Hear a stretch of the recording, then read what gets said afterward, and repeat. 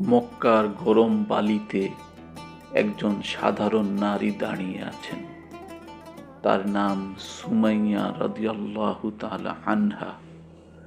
তার চারিদিকে ক্রোধ, কষ্ট আর নিষ্ঠুরতা, কিন্তু তার হৃদয় অপরাজিত।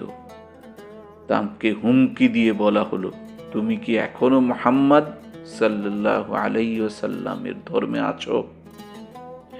তিনি দৃঢ় কণ্ঠে বললেন, হ্যাঁ, আমি আল্লাহ ও তার রাসূলের উপর ঈমান এনেছি।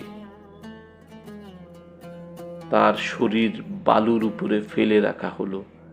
তাপময় পাথরের চাপের মধ্যে তার চোখে কোনো ভয় নেই।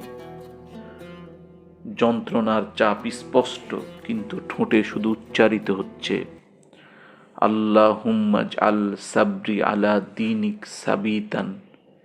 হে আল্লাহ, আমার ধৈর্যকে তোমার পথে অবিচল রাখো। মরুভূমির তপ্ত বালুতে বর্ষার আঘাতে শুয়ে থাকা তার শরীরে যন্ত্রণার চাপ যেন স্পষ্ট খোদাই করা, কিন্তু ঠোঁটে শুধুই উচ্চারিত হচ্ছে, আল্লাহুম্মা সাব্বিত কালবি আলা দীনিক। হে আল্লাহ, আমার অন্তরকে তোমার প্রতি অবিচল রাখো।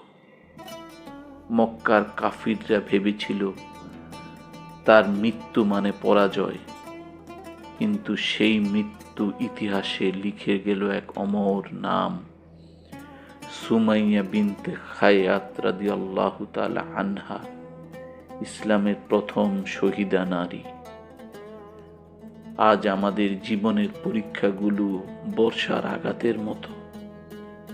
কষ্ট, ব্যর্থতা কিংবা অপমান, কোনো আঘাতই আমাদের ঈমান নিভাতে পারবে না। আল্লাহর উপর স্থির বিশ্বাস থাকলে প্রতিটি আঘাতই আমাদের তাওয়াক্কুলের আলো হয়ে উঠবে। যেমন সুমাইয়া রাদিয়াল্লাহু তাআলা আনহা দেখিয়েছেন, আল্লাহ ও তার রাসূলের উপর অটল বিশ্বাস ও ধৈর্য কখনো মারা যায় না, বরং আরো দীপ্ত হয়।